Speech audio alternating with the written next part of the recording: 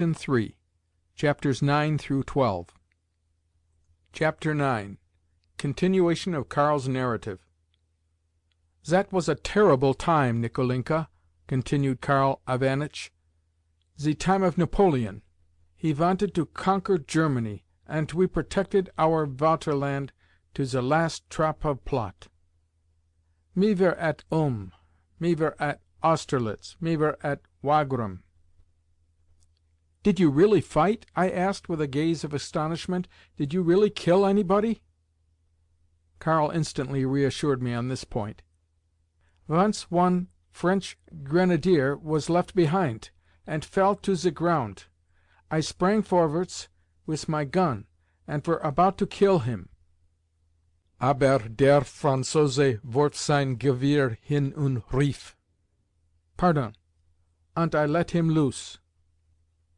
At Wagram, Napoleon cut us open and surrounded us in such a way as there was no helping. 3 days had we no provisions, and stood in the water up to the knees. The evil Napoleon neither let us go loose nor catched us. On the 4th day they took us prisoners, thank God, and sent us to one fortress.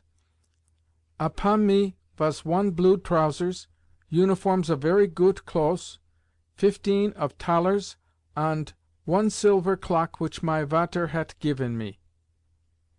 The France Soldaten took from me everything. For my happiness there was 3 ducats on me, which my Mamma had sewn in my shirt of flannel. Nobody found them. I liked not long to stay in the fortresses, and resoluted to run away. One day, one pig holiday, says I to the sergeant which had to look after us, "Mr. Sergeant, to-day is a pig holiday, and me wants to celebrate it. Bring here, if you please, 2 bottle Mateira, and we shall drink them with each other." And the sergeant says, "Gut." When the sergeant bring the Mateira, and we drink it out to the last drop, I taked his hand, and says, "Mr. Sergeant, perhaps you have still 1 Vater and 1 Mutter?" He says, "So I have, Mr. Mayor." My Vater and Mutter not seen me 8 year. I goes on to him, and say know not if I am yet alive or if my bones be reposing in the grave. Oh, Mr. Sergeant, I have 2 ducats, which is in my shirt of flannel. Take them, and let me loose. You will be my benefactor, and my Mutter will be praying for you all her life to the Almighty Got." The sergeant emptied his glass of Mateira, and says, "Mr. Mayor, I lofe and pity you very much, but you is 1 prisoner, and I 1 soldat.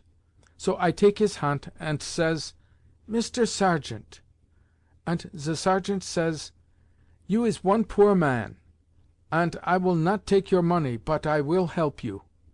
Ven I go to sleep, buy 1 pail of pranty for de soldaten, and they will sleep. Me will not look after you.' This was 1 goot man. I puyet ze pail of pranty, and ven ze soldaten was drunken, me dressed in 1 olt coat, and gang in silence out of ze dune.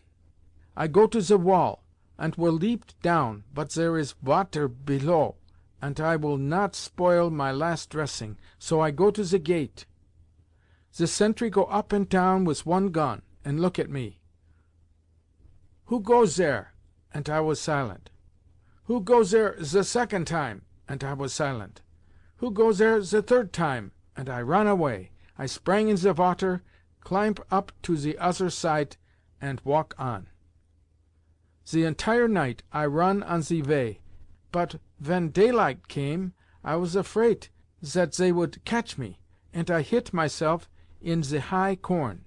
There I kneelt down, thanked the Vater in heaven for my safety, and fall asleep with a tranquil feeling. I wakened up in the evening, and gang furser. At once 1 large German carriage, with 2 raven black horse, came alongside me. In ze carriage sit one well-dressed man, smoking pipe, and look at me. I go slowly, so that ze carriage shall have time to pass me, but I go slowly, and ze carriage go slowly.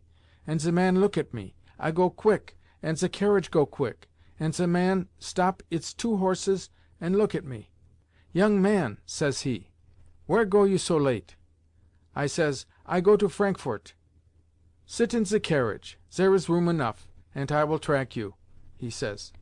'But why have you nosing about you? Your boots is dirty, and your beard not shaven?' I seated with him and says, 'Ich bin one poor man, and I would like to pussy myself with something in a manufactory. My dressing is dirty because I fell in ze mud on ze road.' 'You tell me untruths, young man,' says he. 'Ze road is quite dry now.' I was silent. 'Tell me ze whole truth,' goes on ze goot man, 'who you are and where you go to. I like your face, and ven you is one honest man, so I will help you.' And I tell all. 'Goot, young man,' he says, 'come to my manufactory of rope, and I will give you work, and dress, and money, and you can live with us.' I says, 'Goot.'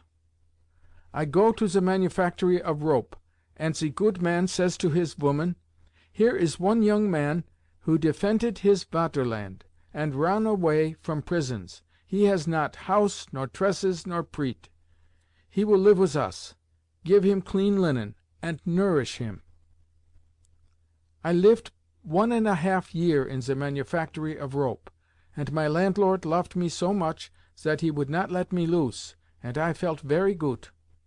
I was then handsome man, young, of pig stature, with blue eyes and Romish nose, and Mrs. L., I like not to say her name, she was a woman of my landlord, was young and handsome lady, and she fell in love with me." Here Karl Ivanitch made a long pause, lowered his kindly blue eyes, shook his head quietly, and smiled as people always do under the influence of a pleasing recollection. "Yes," he resumed as he leant back in his arm-chair and adjusted his dressing-gown, "I have experienced many things in my life, but there is my witness," here he pointed to an image of the Saviour, embroidered on wool, which was hanging over his bed, "that nobody in the world can say that Karl Ivanitch has been one dishonest man. I would not repay black ingratitude for the goot which Mr. L.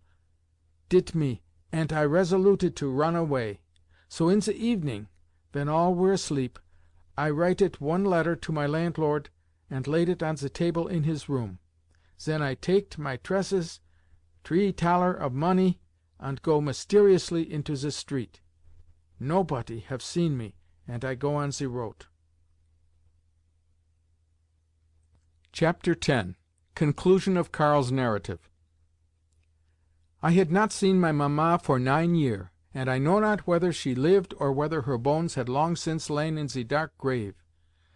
Ven I come to my own country and go to ze town, I ask, 'Where live Kustaf Mayer, who was farmer to ze Count von Zomerblat?' And they answer me, 'Graf Zomerblat is dead, and Kustaf Mayer live now in ze Pig Street, and keep a public house.' So I tress in my new waistcoat, and one noble coat which the manufacturist presented me, arranged my hairs nice, and go to the public house of my Papa. Sister Mariechen was sitting on a bench, and she asked me what I want. I says, 'Might I drink one glass of brandy?' And she says, 'Vater, here is a young man who wish to drink one glass of brandy.' And Papa says, 'Give him ze glass.' I set to ze table, drink my glass of brandy, smoke my pipe, and look at Papa, Mariechen, and Johann, who also come into the shop. In ze conversation, Papa says, 'You know perhaps, young man, where stants our army?' And I say, 'I myself am come from ze army, and it stants now at Rouen.' 'Our son,' says Papa, 'is a soldat, and now is it 9 years since he wrote never one wort, and we know not whether he is alive or dead. My woman cry continually for him.' I still fumigate the pipe, and say, What was your son's name, and where served he? Perhaps I may know him." "His name was Karl Mayer, and he served in ze Austrian Jägers." "He were of pig stature, ant a handsome man like yourself," puts in Mariechen. I say, "I know your Karl." "Amalia," exclaimed my Vater, "come here. Here is young man which knows our Karl." And my dear Mutter comes out from a back door. I knew her directly. "You know our Karl?" says she, and looks at me, and white all over trembles. "Yes, I have seen him," I says, without ze courage to look at her, for my heart did almost burst. "My Karl is alive?" she cry. "Zen tank Got! Vere is he, my Karl? I would die in peace if I could see him once more, my darling son. But Got will not haf it so." Then she cried, and I could no longer stant it. "Darling Mamma," I say, "I am your son. I am your Karl." And she fell into my arms. Karl Ivanitch covered his eyes, and his lips were quivering. "Mutter," sagte ich bin ihr Sohn, ich bin ihr Karl, und sie stürzte mir in die Arme," he repeated, recovering a little, and wiping the tears from his eyes.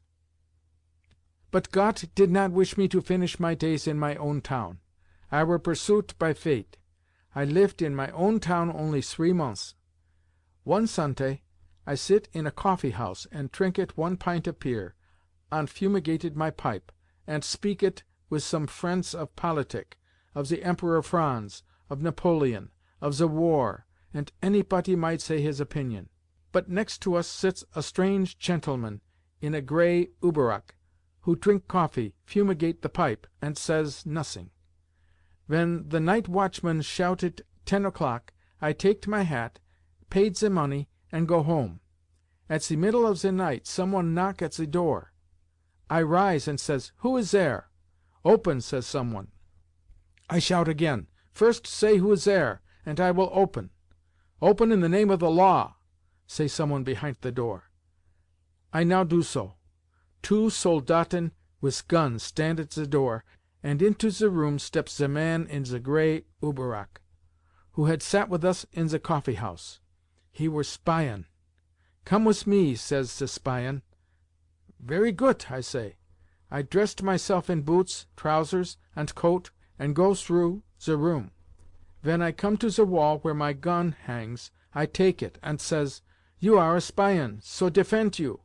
I give 1 stroke left, 1 right, and 1 on the head. The Spion lay precipitated on the floor. Then I taked my cloak-bag and money, and jumped out of the window. I went to Ems, where I was acquainted with one General Sassin, who loved me, gived me a passport from the embassy, and taked me to Russland to learn his children.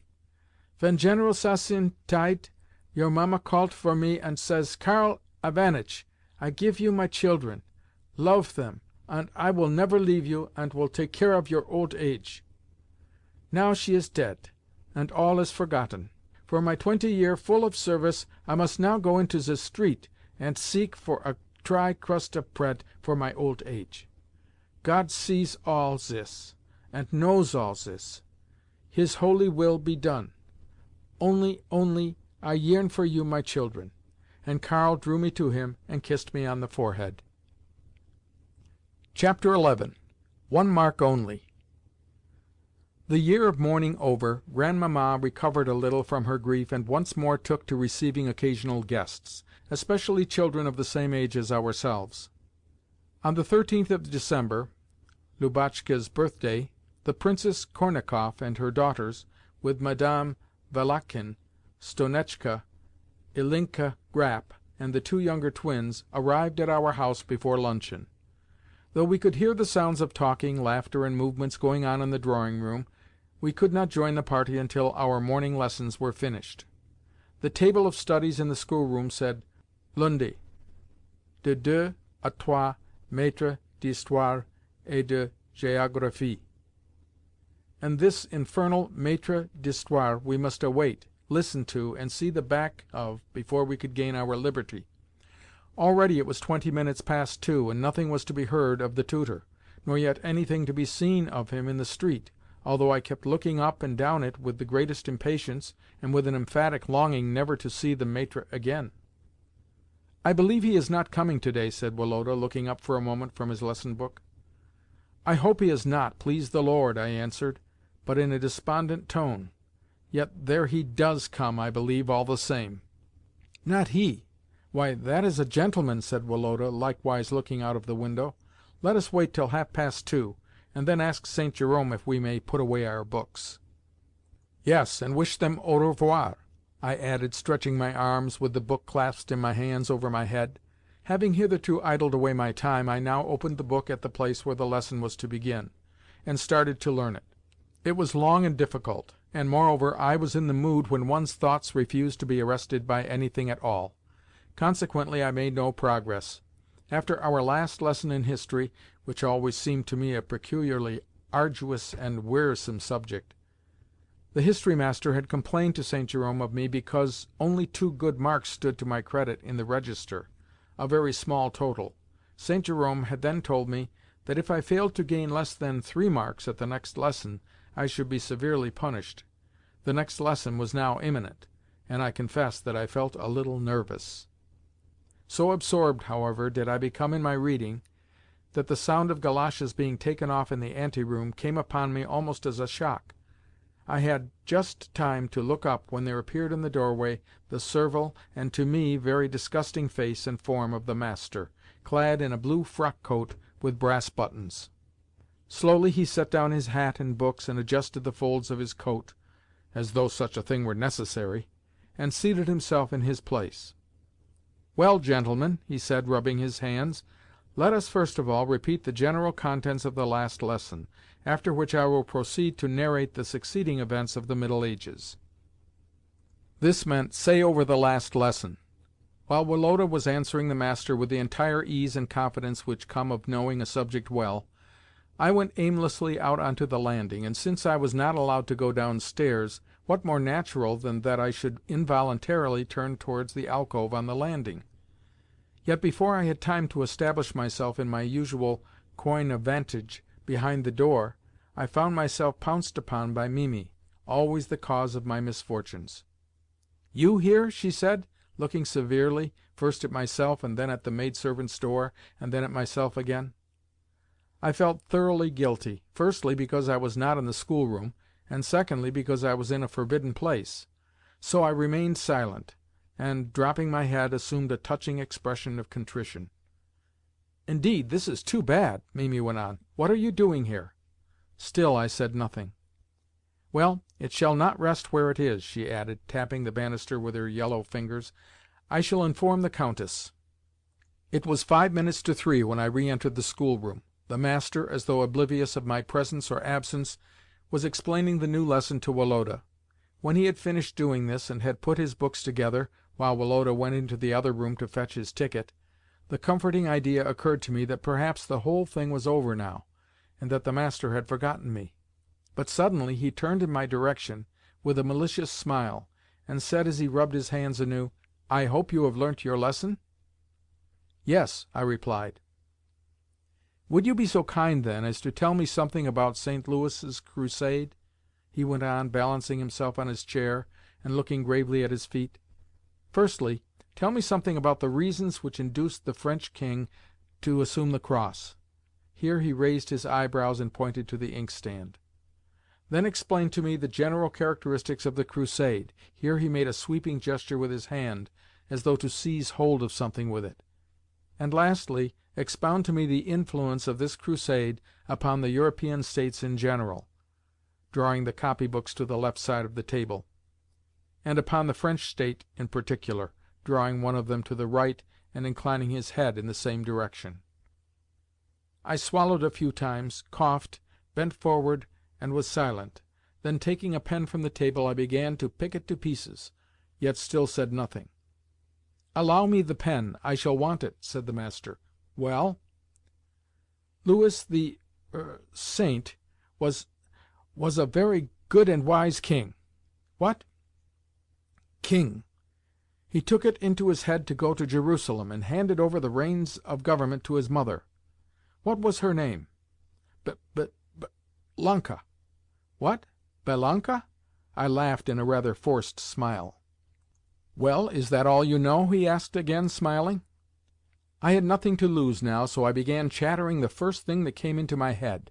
The master remained silent as he gathered together the remains of the pen which I had left strewn about the table, looked gravely past my ear at the wall, and repeated from time to time, "Very well, very well," though I was conscious that I knew nothing whatever, and was expressing myself all wrong. I felt much hurt at the fact that he never either corrected or interrupted me. "What made him think of going to Jerusalem?" he asked at last, repeating some words of my own. That is to say—" My confusion was complete, and I relapsed into silence. I felt that, even if this disgusting history-master were to go on putting questions to me and gazing inquiringly into my face for a year, I should never be able to enunciate another syllable. After staring at me for some 3 minutes, he suddenly assumed a mournful cast of countenance, and said in an agitated voice to Woloda, who was just re-entering the room, "Allow me the register. I will write my remarks." He opened the book thoughtfully, and in his fine caligraphy marked 5 for Woloda for diligence and the same for good behaviour. Then, resting his pen on the line where my report was to go, he looked at me and reflected. Suddenly his hand made a decisive movement, and, behold, against my name stood a clearly marked 1, with a full stop after it. Another movement, and in the behaviour column there stood another 1, and another full stop. Quietly closing the book, the master then rose and moved towards the door, as though unconscious of my look of entreaty, despair, and reproach. "Michael Lavionitch," I said. "No," he replied, as though knowing beforehand what I was about to say. "It is impossible for you to learn in that way. I am not going to earn my money for nothing." He put on his goloshes and cloak, and then slowly tied a scarf about his neck. To think that he could care about such trifles after what had just happened to me! To him it was all a mere stroke of the pen, but to me it meant the direst misfortune. "Is the lesson over?" asked St. Jerome, entering. "Yes." "And was the master pleased with you?" "Yes." "How many marks did he give you?" 5. "And to Nicholas?" I was silent. "I think 4," said Woloda. "His idea was to save me for at least to-day. If punishment there must be, it need not be awarded while we had guests." "Voyons, monsieur," St. Jerome was forever saying voyons. "Faites votre toilette et descendons." Chapter 12. The Key. We had hardly descended and greeted our guests when luncheon was announced. Papa was in the highest of spirits, since for some time past he had been winning. He had presented Lubotshka with a silver tea-service, and suddenly remembered after luncheon that he had forgotten a box of bonbons, which she was to have too. "Why send a servant for it? You had better go, Coco," he said to me jestingly. "The keys are in the tray on the table, you know. Take them, and with the largest one open the second drawer on the right. There you will find the box of bonbons. Bring it here." "Shall I get you some cigars as well?" I said, knowing that he always smoked after luncheon. "Yes, do. But don't touch anything else." I found the keys, and was about to carry out my orders, when I was seized with a desire to know what the smallest of the keys on the bunch belonged to. On the table I saw, among many other things, a padlocked portfolio, and at once felt curious to see if that was what the key fitted. My experiment was crowned with success. The portfolio opened, and disclosed a number of papers. Curiosity so strongly urged me also to ascertain what those papers contained, that the voice of conscience was stilled, and I began to read their contents. My childish feeling of unlimited respect for my elders, especially for Papa, was so strong within me that my intellect involuntarily refused to draw any conclusions from what I had seen. I felt that Papa was living in a sphere completely apart from, incomprehensible by, and unattainable for me, as well as one that was in every way excellent, and that any attempt on my part to criticise the secrets of his life would constitute something like sacrilege. For this reason, the discovery which I made from Papa's portfolio left no clear impression upon my mind, but only a dim consciousness that I had done wrong. I felt ashamed and confused. The feeling made me eager to shut the portfolio again as quickly as possible, but it seemed as though on this unlucky day I was destined to experience every possible kind of adversity. I put the key back into the padlock and turned it round, but not in the right direction.